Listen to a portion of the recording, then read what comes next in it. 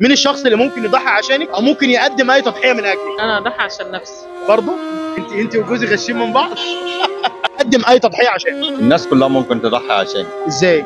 انا اضحي عشان نفسي، مفيش حد بيضحي عشان حد. يعني انت تضحي عشان نفسك لكن ما حدش يضحي عشانك؟ لا، ولا حد بيضحي عشان حد. مين الشخص اللي ممكن يضحي عشانك او يقدم اي تضحيه من اجلك؟ مفيش بعد الاب والام. بمعنى ان ممكن هو يستحمل اي شيء، جوع، برد، عطش، يستحمل الشقه والشغل في سبيل عياله. يعني انت من وجهه نظرك ان مفيش اي حد بعد الاب والام هو ده اللي ممكن يضحي عشان اي حد او من اجل اي حد؟ ده اللي بيضحي، لكن غير كده لا. اي حد بيضحي معاك بيستظهر منك المقابل. اي حد هيضحي عشانك هيستنى المقابل، الاب والام لا. مين الشخص اللي ممكن يضحي عشانك او مستعد يقدم اي تضحيه من اجلك؟ واحد صاحبي بس مش في مصر. واحد صاحبك بس ايه؟ مش في مصر. واحد صاحبك ده ممكن يضحي عشانك ازاي؟